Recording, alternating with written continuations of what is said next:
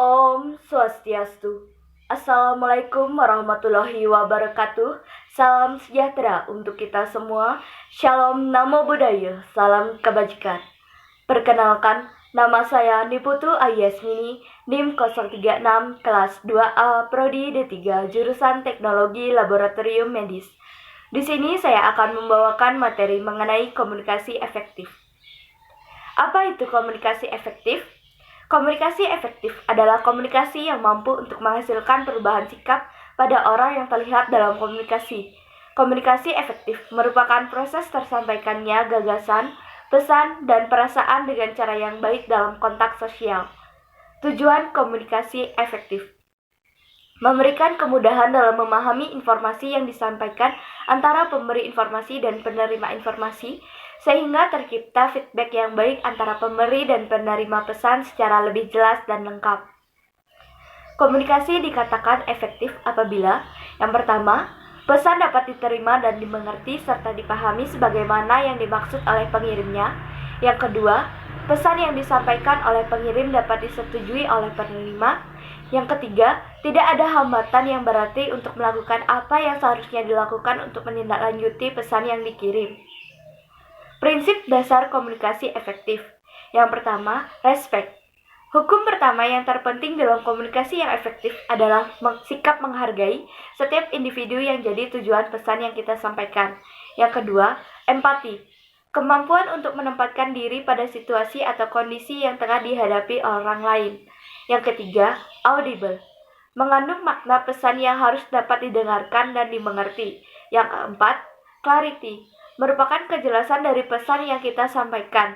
Yang kelima, humble. Memberikan kesempatan pada orang lain terlebih dahulu untuk berbicara. Fungsi komunikasi efektif.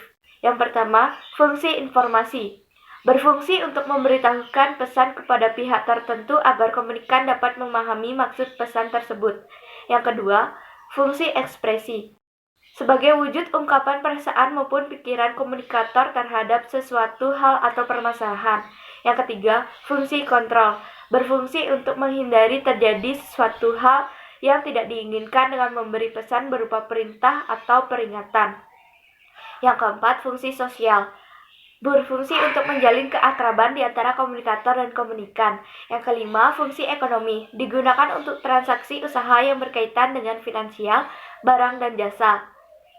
Indikator komunikasi efektif. Yang pertama, pemahaman. Merupakan kemampuan memahami pesan secara cermat sebagaimana yang disampaikan oleh komunikator. Yang kedua, kesenangan. Apabila proses komunikasi itu selain berhasil menyampaikan informasi, juga dapat berlangsung dalam suasana yang menyenangkan kedua belah pihak. Yang ketiga, pengaruh pada sikap. Apabila seorang komunikan setelah menerima pesan, kemudian sikapnya berubah sesuai dengan makna pesan itu. Yang keempat, hubungan baik. Bahwa dalam proses komunikasi yang efektif, secara tidak sengaja meningkatkan kadar hubungan interpersonal. Hambatan komunikasi efektif. Yang pertama, hambatan dari proses komunikasi yang terdiri dari hambatan dari pengiriman pesan, hambatan dalam penyediaan, hambatan media, hambatan dalam bahasa sandi, hambatan memberikan balikan. Yang kedua, hambatan fisik. Hambatan fisik dapat mengganggu komunikasi yang efektif, gangguan cuaca, alat komunikasi, dan lainnya. Yang ketiga, hambatan semantik. Kata-kata yang dipergunakan dalam komunikasi kadang-kadang mempunyai arti mendua yang berbeda, tidak jelas atau berbelit-belit antara pemberi pesan dan penerima. Yang keempat, hambatan psikologis. Hambatan psikologis dan sosial kadang-kadang mengganggu komunikasi, seperti perbedaan nilai serta harapan yang berbeda antara pengirim dan penerima pesan. Teknik komunikasi efektif. Yang pertama, teknik tulis, baca, konfirmasi. Dalam berkomunikasi di rumah sakit, petugas dan tenaga medis harus melakukan proses verifikasi terhadap akurasi dari komunikasi lisan dengan tulis, baca kembali, dan mengkonfirmasi ulang. Adapun teknik dari proses tersebut, yang pertama, pemberi pesan memberikan pesan secara lisan. Komunikan dapat dilakukan secara langsung atau melalui sarana komunikasi seperti misalnya telepon.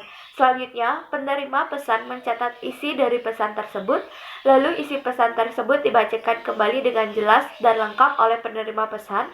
Kemudian penerima pesan mengkonfirmasi kembali isi pesan tersebut kepada pemberi pesan. Yang kedua, teknik situation, background, assessment, recommendation.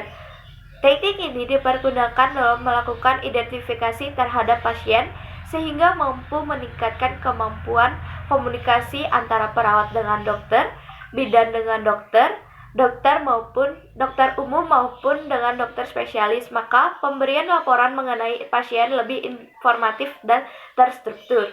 Teknik ini terdiri dari unsur yang pertama, situasi, diawali dengan pengenalan antara penyampai berita dan penerima berita. Yang kedua, background, menggali informasi mengenai latar belakang klinis yang menyebabkan timbulnya keluhan klinis. Yang ketiga, assessment, penilaian terhadap masalah yang ditemukan terkait dengan apa yang menjadi masalah pada pasien. Yang keempat, rekomendasi, usulan sebagai tindak lanjut apabila pasien mengalami keluhan.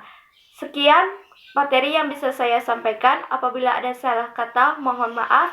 Saya tutup dengan Parama Santi. Om Santi Santi Santi Om. Wassalamualaikum warahmatullahi wabarakatuh.